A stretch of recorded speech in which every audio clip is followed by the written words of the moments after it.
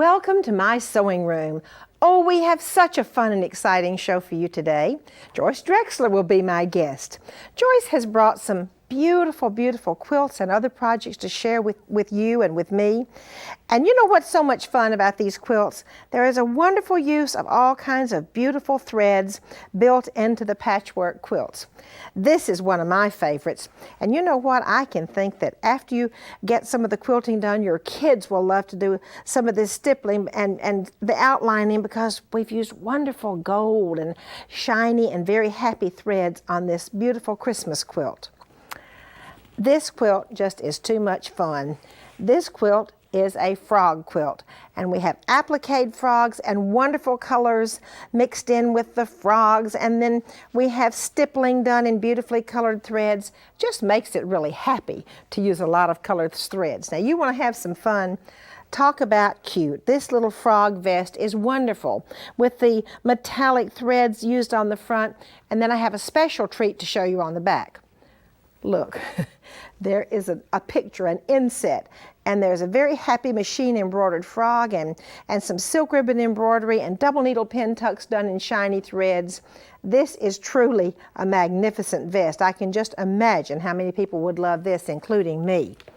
Here is another beautiful vest using all kinds of pretty work with fabrics and machine embroidery, and especially these fabulous threads that just give so much interest to the garment.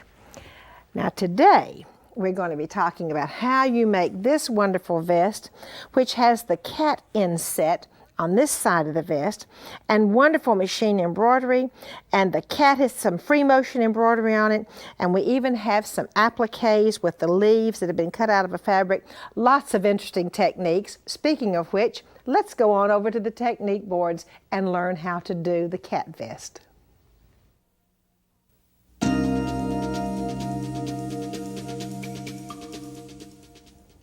I call this adorable vest that Joyce made the cat vest, and you'll see why.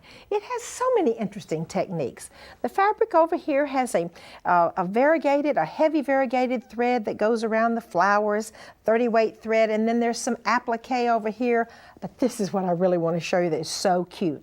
This is a window that has been made, and there is a cat with all kinds of free motion embroidery peeking out of the window and little machine embroidery at the bottom. Now let me share with you exactly how this vest is made. The fabric was not green at first. It looked like this, and Joyce dyed it in just a commercially available dye and then started stitching all around the designs to make them come out so you can really see them. Now then, for the other side of the fabric of the vest, she stiffened this in a liquid solvay and then began to draw just some wonderful lines all over her stiffened and pressed fabric. Now this is really pretty. Using a 30-weight variegated thread, she began to just sew and all around here. Do you see what an interesting textured fabric that makes? Now, I bet all of you have seen these really cute panels, which this one happens to have kitty cats and butterflies and leaves and all kinds of wonderful things at any of the fabric stores. But what Joyce did with this panel is really interesting. First of all, we're going to try for that window. Remember that cute little window? We have to trace out the solvay is traced out in the shape of the vest. So you lay it down, you see, well now, where can my kitty cat peek through? So trace out the design for the cutout right here, and you're going to need a piece of lining underneath this. I put my solvay traced outline here, and I've got it all right on top of this wonderful fabric that we created with that beautiful variegated thread. Now it's time to straight stitch all the way around the outline and then cut out the center, clip the curves, and then I'm going to use this green fabric as well as my solvay as a facing. Just going to flip it in, and now you see I have my little cutout that I'm going to put my kitty cat in. Here is what it looks like from the back, and from the front I'm going to slip my kitty cat. And by the way, there's lots of free motion embroidery on the kitty cat and on that little whatever that is there, and on the fence. Looked like a spider, but surely a kitty cat wouldn't be chasing a spider. And then I have some of my wonderful machine embroideries and appliques to finish the embellishment. Now, to share with you exactly how this is done, I have as my guest today Joyce Drexler. Joyce is Executive Vice President and Creative Director for Sulky of America. Joyce, thank you so much for coming to the show, and it's so good to see you again. Well, it's always great to see you, Martha, and I just enjoy coming in. We have a good time. I like sharing all the new techniques that we have, and today's we have a lot of things to cover. Okay. You were telling the viewers about how to overdye the fabric, and we did that with a simple RIT dye. It was very simple to do. And then to bring out the colors of those flowers, we used a 30-weight thread and simply did free motion to emphasize all the different leaves. And it really brings it out, as you can see, step by step. Then you would use a 30-weight in the purple color and go around the flower. And then the next piece, of course, we have already cut out the vest piece from it, and we have done some little stippling in here for the centers of the flowers. Using that 30-weight thread, it just makes it pop right off that upholstery fabric.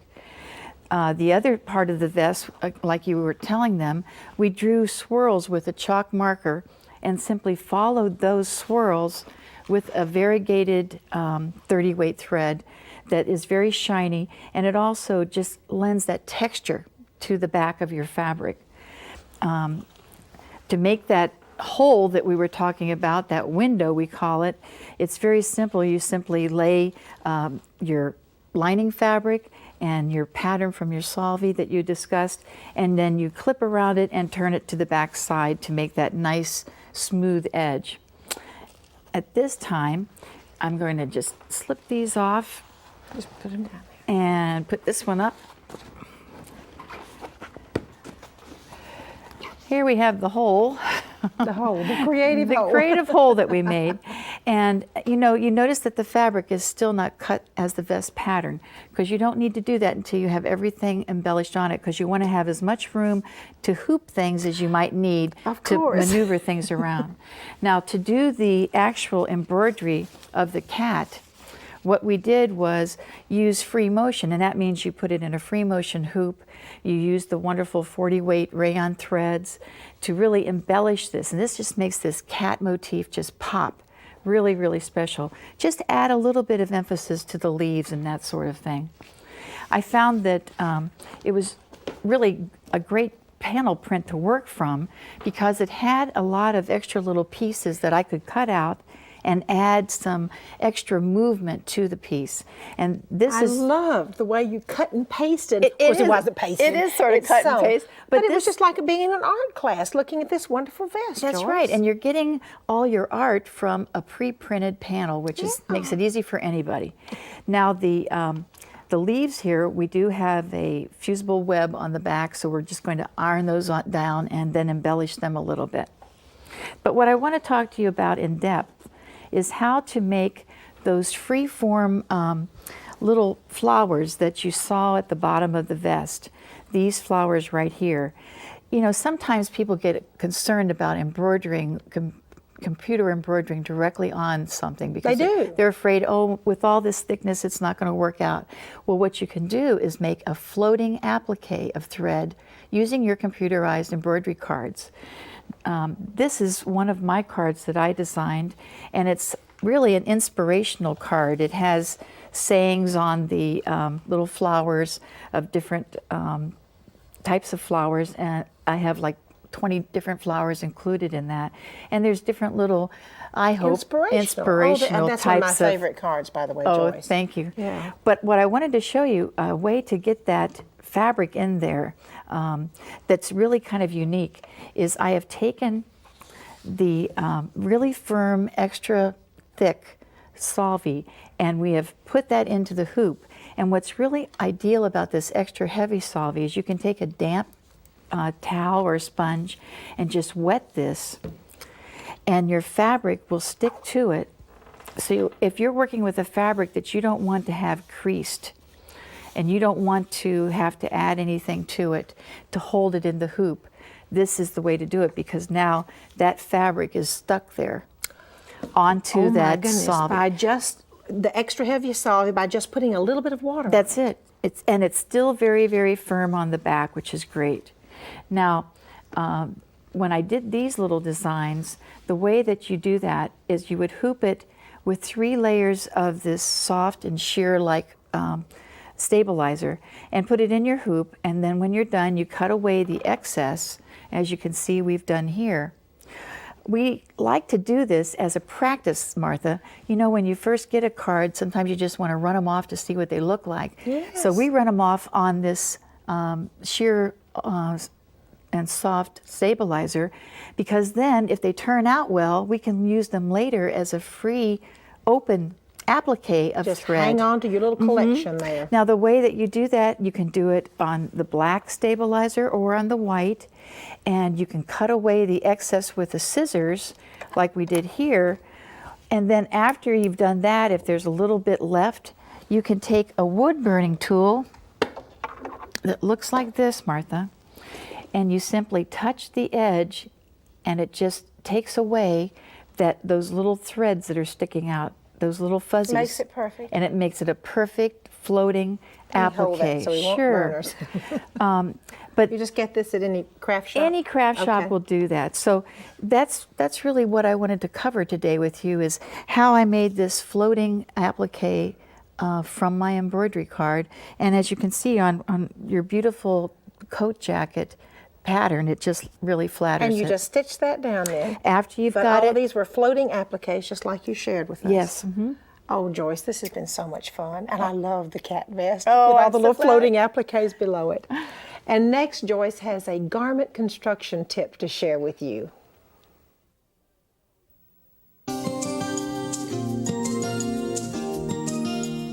Joyce, you know I love the word easy, and Joyce has promised me she has something really easy to share with you, so go ahead and show us. Well, you know how difficult it can be when you're dealing with buttonholes and you want to place them exactly where the pattern showed. The easy way to take care of that, we have found, is to use the heavier solvay type of wash-away soluble stabilizer and simply place that on your pattern. Use a washout marker and draw a line everywhere that a buttonhole has to be, right. And then we wrap this solvay. This, as you can see, here's the fashion fabric that made the buttonhole area on the coat. Once that's wrapped around, you can keep it where it needs to be by spraying it lightly with the temporary spray adhesive. And you spray the fabric, you don't spray the stabilizer. And then, of course, then you just simply do your buttonholes like you would normally do it. But because this fabric is so slinky, this actually acts as a stabilizer and helps it make a perfect buttonhole every time. And then when you're done, it simply comes off so easily. And if there's any left, you use a wet Q-tip and it's all gone. Oh, Joyce, this is wonderful. I think it's just a great way to do That it. technique belongs in the Sewing Hall of Fame. Thanks, Martha. To know where your buttonholes are going to be with a water-soluble stabilizer and then just pull it off. Oh, Joyce, thank you so much, and I'm sure our viewers are very happy they learned that trick too. Thanks, Martha. Joyce, thank you so much for being Had here a great today. time. And next I have a doll dress for you.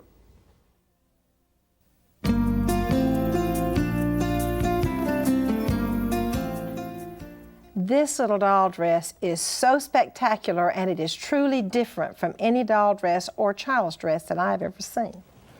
First of all, we have a wonderful little print dress with a little tie overskirt, and you can see it has pretty silk ribbon embroidery on the collar, lots of pretty ecru antique lace, and has piping around the collar. And then look at the little skirt. There's an overskirt, and then on the little navy blue skirt we have silk ribbon embroidery. What makes this dress so unusual? Just watch this trick. I'm going to untie the tie in the front. By the way, this is Dress Me Martha, so Miss Martha, if you'll just lift your hands a little bit. I'm going to untie the tie in the front. Now watch. I'm going to turn the dress around to the back like this. And I'm going to bring the little skirt around. And when I tie it in the back, you see, and I can't really tie it backwards like that, but you see you have the little, another total look on the back of the doll dress. And I'd like to turn her around one more time, and you have a total new look on the front of the doll dress. Actually, this was modeled after a child's dress, about a 40-year-old child's dress, And the lady who made this said, you know, I had this dress when I was little, and I literally used to untie and tie that little flap all day long. But isn't that cute? Now, how do we make this little doll dress? And of course, it could be a child's dress too. I have to cut the two front panels. I cut one out of the printed fabric and one out of a solid fabric. Then right sides together, as you can see here, I have right sides together. I'm going to sew around the curved edge. Straight stitch around the curved edge, and then I'm going to clip those curves, that curve just a little bit so it will turn right side out real easily. And then I'm going to turn both of the panels right side out. One side is blue and one side has a print on it. Now the next step is to run 2 rows of gathering threads at the top of both of them, and then I will pull the gathering threads up to where it will fit right across the waistline of the doll.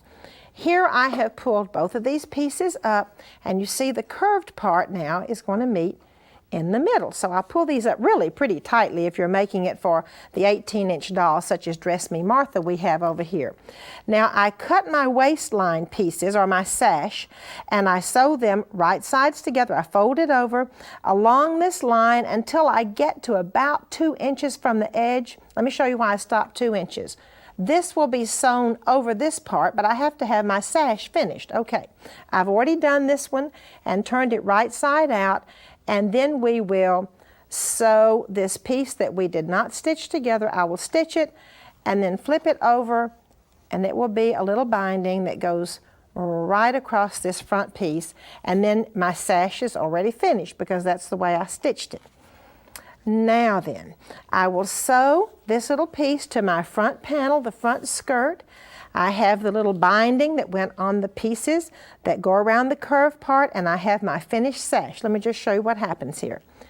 I will turn the little dress in and tie a bow, and then when I have my little dress finished, I will turn it around this way and bring it back this way, and the dress looks totally different. Isn't that the cutest idea? Let's just go back one more minute to this little doll dress. As you can see, her little skirt is just a blue skirt until I bring the little panel back around and tie a little bow, and then she has another look entirely on her little doll dress. And this dress just has so many details with the embroidery and the piping and the cute little sleeves. I love this doll dress on Miss Martha. And now go get the kids, bring them to the television set, because we have a segment called So Cool for Kids.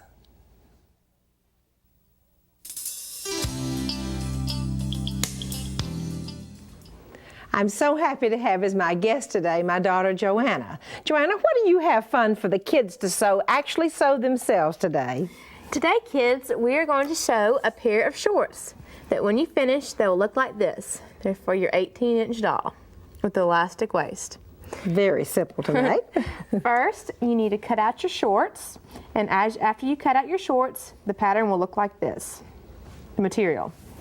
Next, you will put right sides together, just like that. After the right sides are together, you've got to sew the front and back crotch. All you do is you simply straight stitch first, and then zigzag the front, and then repeat that step for the back, straight stitch, zigzag. Next, we have got to make a hem in the shorts. All you do is zigzag the raw edges on both sides, fold over a 1/2 inch, straight stitch, and then repeat the step for the other leg. Next, you are going to work on the waistline a little bit. All you have to do is turn it over a 1/4 inch, straight stitch all the way around. Then we're going to turn it over a 1/2 inch and straight stitch all the way around, except leaving a spot where you can put your elastic through. After that, we have got to actually make the shorts. So you match up the front and back crotch and the tips of the leg, and all we're going to do is straight stitch. I'll go ahead and finish this one up. Just like that.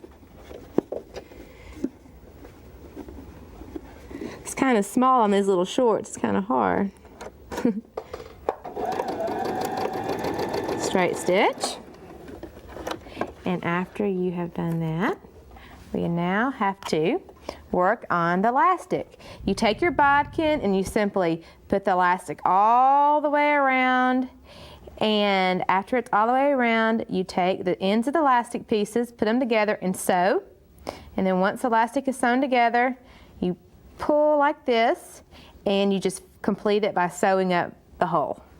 And then after that, you can turn them inside out and you've got your shorts. A cute little pair of shorts that anybody can sew. That's right. And look so cute on our 18-inch doll. Fun. And next, I would like to invite you to join me in my attic.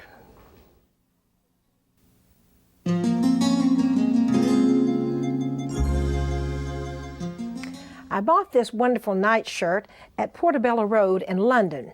And I will tell you a little secret. I don't know if it were for a man or a woman, because around 1880, men and women wore the same type of nightshirt. It's made out of a wonderful linen, a heavy, heavy linen. The embroidery is all done by hand. It even has eyelets. It has wonderful satin stitch. If you will look at this embroidery, it has the beautiful drawn thread work. It's absolutely exquisite in all of the hand embroidery.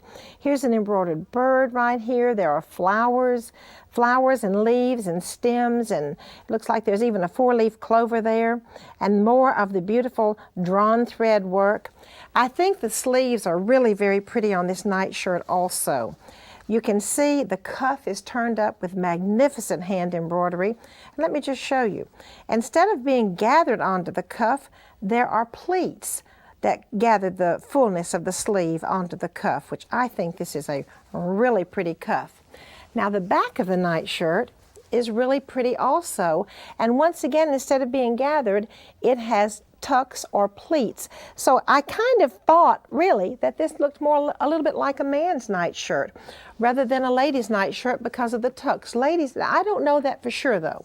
I'm just guessing, okay? For our Sewing from the Heart today, I have a really sweet letter.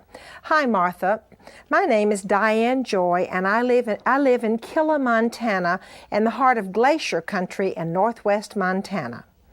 I make little polar fleece hats for all the newborns at Kalispell Regional Hospital in Kalispell, Montana. I have 6 children, and I made a polar fleece hat for my newborn son Adam, and all the mothers wanted one. So I volunteer my time and I donate the fabric. My friends know that I do have this ministry at the Kalispell Regional Hospital, so occasionally I get some donated fabrics from my friends. I believe in service, and this is my way of giving something back. It is a very rewarding experience. One nurse told me that as soon as a mom is delivered her baby, she said, "Where's my hat?" It's very well accepted by the nurses because they use the hats first on the babies that can't keep their temperature up. It's an honor for me to receive your monthly email newsletters. They are inspiring and informational. God bless you and your family and all of your efforts. Love, Diane Joy. Diane, in Montana, I just thank you so much for the work that you're doing at the Kalispell Regional Hospital. What a joy it is to know that even with 6 children, and that means you're a very busy lady, you take the time to make these adorable little hats and take them for the nurses at the hospital to freely give to patients. You know, there's so many people all around the country, indeed all around the world, that are making lives better for other people with their sewing machines. There are women who sew in groups. There are women who sew alone. We've even had wonderful letters from ladies who can't drive anymore, but they still can sew, and they have someone come pick up what they make at home. So I would just like to encourage all of you to sew for someone less fortunate, because you'll be the one that really gets the joy. Thank you for coming today. Won't you come next time?